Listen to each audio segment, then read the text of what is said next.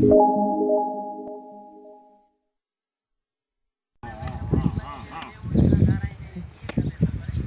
Market में विक्रो का बि त घणे में थींदी? ही हींअर घटि कंदी, बाक़ी जे मुकमिल वियमत में अचे थी ऐं सॻी भली आहे त 1.5 लख खां 2 लख ताईं में वञे थी। माना ढुकी हुजे त? हा।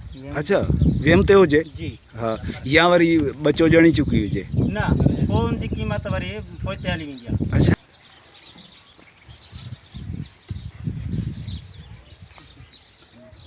बोह खां पोइ छा विझो था? ॾारो आहे। हा, ॾारो। हा हा, ॾारो बि आहे, कणिक जो ॾारो। कणिक जो ॾारो। कणिक जो ॾारो, हा।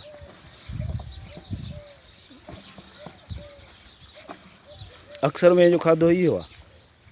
गाह त अक्सर में जो जानवरनि जो साओ आहे, बाक़ी उन साए गाह खां पोइ जना सुके गाह ते अचे त पोइ ही बोह आहे।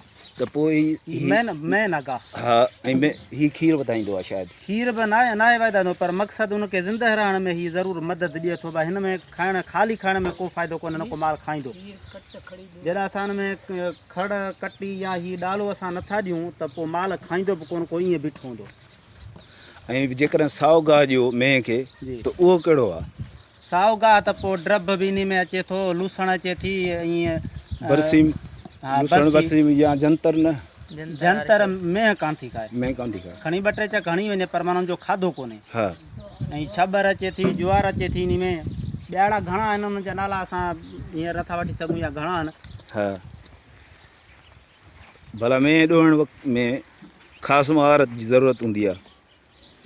में ॿारण में कमु अचे थो? ॿारण में बि कमु अचे थो। इनखे नंढड़ा इहो इनखे सुकाए, नंढड़ा ॻोढ़ा करे सुकाए, उहो त ॿारिजे थो, उहो त ॿरे थो। इन खां अलावा जॾहिं हिनखे घरनि खे लिंबियूं था या ठाहियूं था त पोइ इहो हुन में मिटीअ में मिक्स करे हा, उनखे लिंबाई कजे थी त पोइ उहो गारे खां अञा वधीक मज़बूत बीहे थो। अच्छा, हा।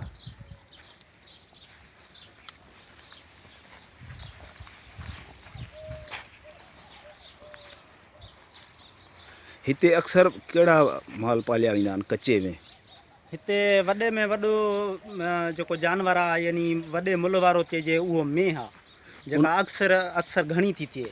उन खां पोइ ढगी, ॿकरी, रिढ घटि मिलंदी आहे। किथे क़िस्मती को 2-3 ढोर आहिनि ॻोठ में, न त उहे रिढूं कोन्हनि। रिढूं माना कचे में घटि। बाक़ी उन खां अलावा गॾह चइजे, जेको गाॾे सां इस्तेमालु थींदी आहे। हा।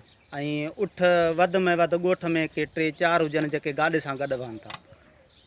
ऐं उठनि जो इस्तेमालु इन करे घटिजी वियो हुजे, जीअं अॻु में उठ इस्तेमालु थींदो, काठियूं खणी वञण जे लाइ, उहो घटिजी वियो। उहो घटि, तंहिंजे करे हिते ॻोठ में उठ घटिजी विया आहिनि। सिर्फ़ु जेके ॿार घणे खणण जे लाइ माना उठ गाॾा वरी गाॾनि जे हिसाब सां उठ आहिनि, जेके वरी वहनि था सीज़न जे हिसाब सां। कणिक जी सीज़न आहे, चणे जी सीज़न आहे, पोइ उन में जेको वज़न खणिजे थो उन जे लाइ आहिनि। सही, महिरबानी सोना।